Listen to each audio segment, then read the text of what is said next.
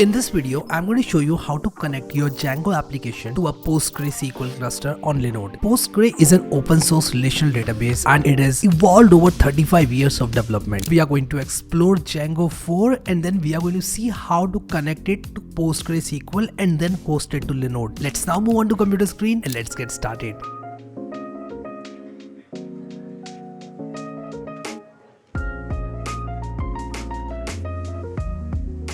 Alright, so the very first step is getting into my Linode account and start creating clusters. So let me log into my Linode account and then I'll be creating a Postgres cluster. And then we'll see how we can use this Postgres cluster with Django. Then I'll be clicking on databases and I'll choose Postgres. So I'll simply click on create database cluster.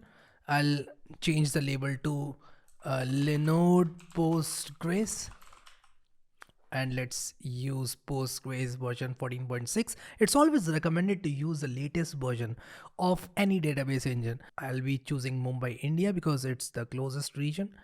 And I'll use Linode for this tutorial. If you want to store a lot of data and if you want your cluster to have a good latency, then you might want to use some other Linode, say 64 GB, 96 GB, or maybe a dedicated CPU Linode. But for this tutorial, I'll be using a Linode of 1 GB. If you want high availability, I recommend you choose 3 nodes. But for the sake of this tutorial, I'll be using one node, $15 per month for this tutorial, and I'll be punching in my IP address here. So let's find my IP address here and I'll be punching in my IP address here. So this is my public IP address. Control C to copy and let's paste it here. And I'll click on create database cluster. This will take some time to provision, so I'll give it its time. And I already have another cluster ready, but again, I'll wait for this one to provision. And this is simply installing Postgres on the machine and doing all the required installation and good stuff. I'll wait for this and I'll be back once it is finished provisioning. So as you can see, after some time, this database is provisioned and I can open it. So I created it 44 minutes ago, gave it some time, went, grabbed a coffee, and now this database cluster is ready. So the next step for me is to connect to this database cluster, and the best way to connect to a PostgreSQL cluster is by using PGAdmin. So let's download PGAdmin. So as you can see that this PGAdmin website has a download button and I can simply go to this download page and download PGAdmin 4. So let's wait for this download page to load. So this page opens up. Let's download it for macOS and we'll wait for it to download. Let's download the latest release. I'll download this DMG file and let's download and install it. So as you can see, this has downloaded. Let's agree to the terms and let's install this piece of software. Let me drag it to applications and this should install it. So let's wait for it to install. And yes, so I'm waiting for it to be copied to applications and then this piece of software will be installed. So we'll see this piece of software here inside applications once it's copied. So let's wait for it to copy. All right, so it has just finished copying. Let's now open this application, PostgreSQL admin. So this PGAdmin is opening. Let's copy our lin postgres, which is our username, then password and the host.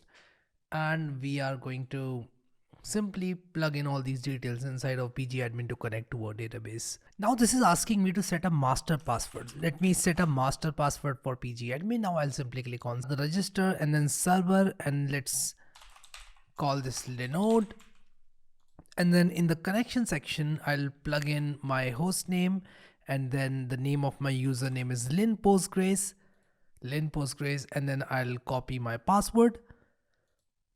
I just copied my password and rest everything is going to be the same. So let's paste my password here and I'll simply click on save. And as you can see, I'm connected to this database cluster and I can start creating database and whatnot. You can simply use PGAdmin to execute the queries and start using it as a fully fledged database. But the main point of this video is going to be how to use Postgres database using Django. So let's use Postgres with Django. I'll simply say Django and let's go to the documentation, get started with Django. And I am going to simply create a folder. let's create a Django project inside code playground. So I'll simply say new terminal at this folder, and then I'll simply say pip3 install Django, which is going to install Django package. And I usually use Django a lot, so the requirement is already satisfied. Now in order to create a Django project, all you need to do is say Django admin start project and simply the name of the project. Let me call this Linode Postgres Django setup. I know this is a very long project name. Let me call it DJ, and it says that this is not a valid project name. Let's simply give it a very simple name. Let's say Linode Django. Let's call it LINODJ. Let's open this folder and let's see if this folder is created or not. And yes, it is created. Let's open this folder in Visual Studio Code by simply dragging the folder, or you can simply open a terminal inside of this folder and type code dot. Now, as you can see that this folder has been opened inside VS Code. This project has a manage.py, which is a very important file as far as Django is concerned, because this file is used to create all the apps and do a variety of tasks in Django. So let's simply say python3 manage.py run server, and this will simply start a development server for me. Now this is using a SQLite database by default, and as you can see, this db.sqlite3 has been created. This is created because Django by default uses SQLite, and we don't want to use SQLite. We want to use Postgres. Let's delete this db.sqlite3 and let's simply open settings.py, which is located inside linodj folder. So inside of the settings.py, I will simply go to the database section, and instead of saying django.db.backends.sqlite3, I'll change this to Postgres. Okay, so let's simply Google search Django Postgres connection. Okay, and I'll expect some Django documentation to pop up. Let's see how to change the settings.py. Okay, so there is one more package which you need to install, which is psycopg2. This is a very important package because this is used to use PG, or rather Postgres, with Django. Okay, let's simply pip install it, and as you can see, requirement is already satisfied because I use PGAdmin and PostgreSQL a lot. Let's see how to create this databases file.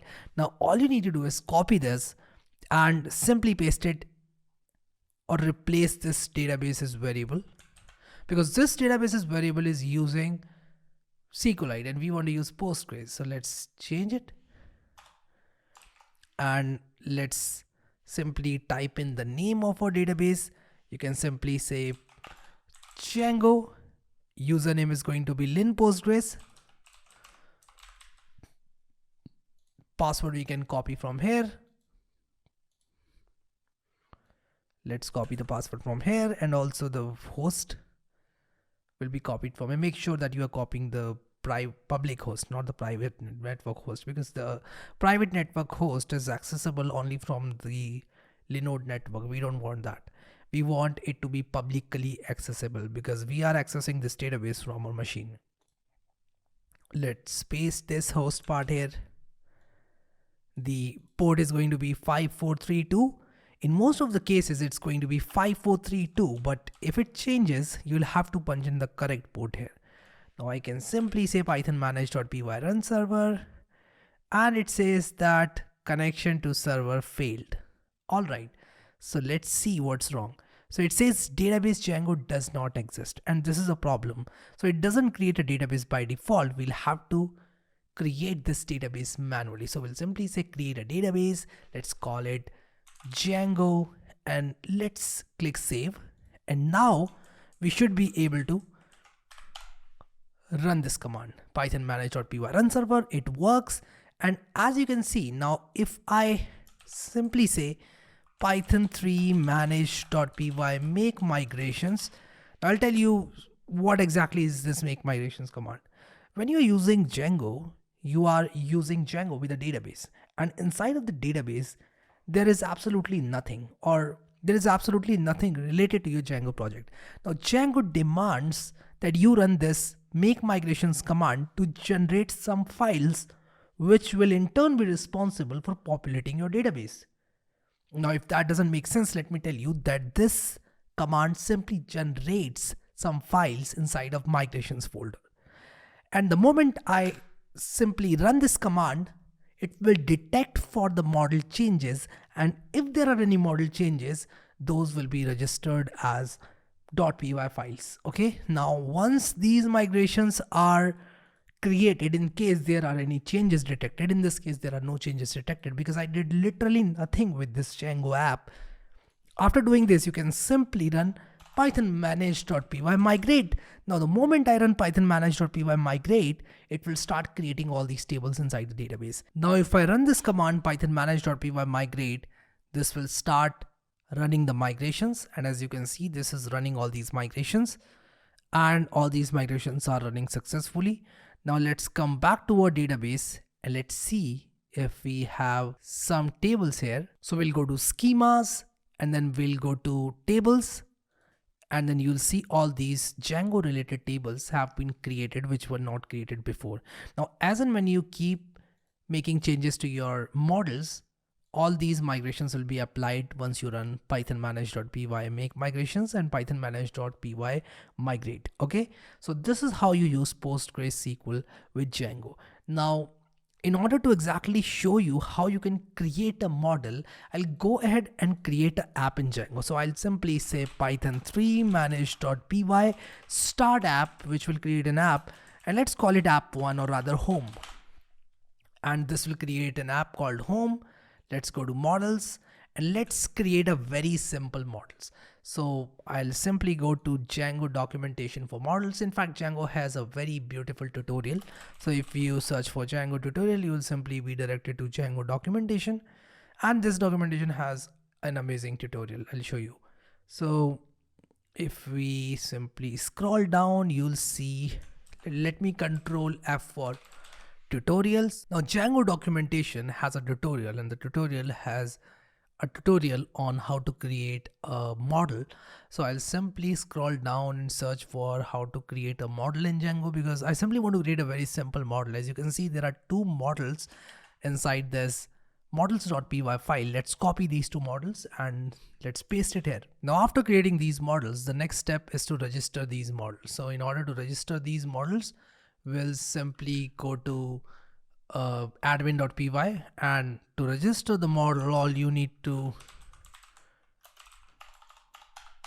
do is simply run this from .models import register. Let's open VS Code. So from .models import question, and then you can simply register your models like this. And now if you create migrations, you can simply run make migrations, python manage.py make migrations. It says no changes detected. I think I did not register my app inside of settings.py. So in order to make this app detectable, we'll have to register it. How do I register an app? I simply type the name of this app here, and this should now detect this app.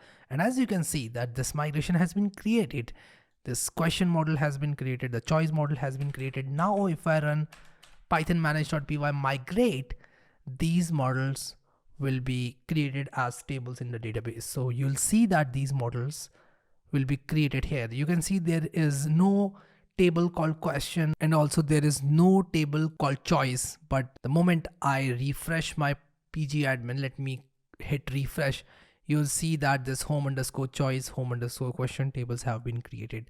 Now I can store data inside of these using views.py, and this is how you use PostgreSQL using Django. So a lot of people have doubts related to how to use PostgreSQL with Django. This is how you use it.